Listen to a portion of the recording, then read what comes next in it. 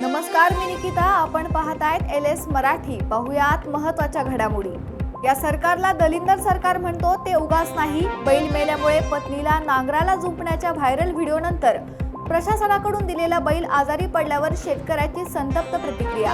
बुलढाण्यात मेहकर जवळ समृद्धी महामार्गावर भीषण अपघातानंतर वेळेवर मदत न मिळाल्याने नागरिकांचा तीव्र संताप. ग्रामपंचायत निवडणुकांमध्ये मावळ तालुक्यातील राजकीय वातावरणात रंगत. 73 ग्रामपंचायतींसाठी आरक्षण सोडत निवडणूक प्रक्रियेला वेग. जळगावमध्ये महायुतीची डोकेदुखी वाढणार. बंडखोरी रोखण्याच्या यशानंतर गिरीश महाजन जळगावमध्ये दाखल. मात्र रेश्मा काळे यांच्या नॉट रिचेबल असल्याने राजकीय वर्तुळात चर्चा.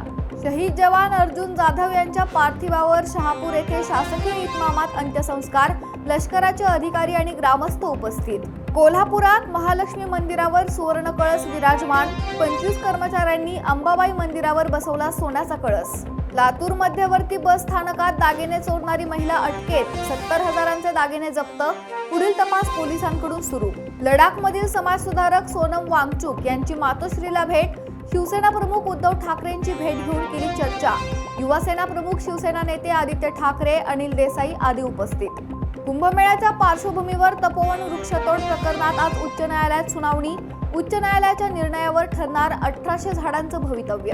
या होत्या महत्त्वाच्या घडामोडी. पाहत रहा LS मराठी.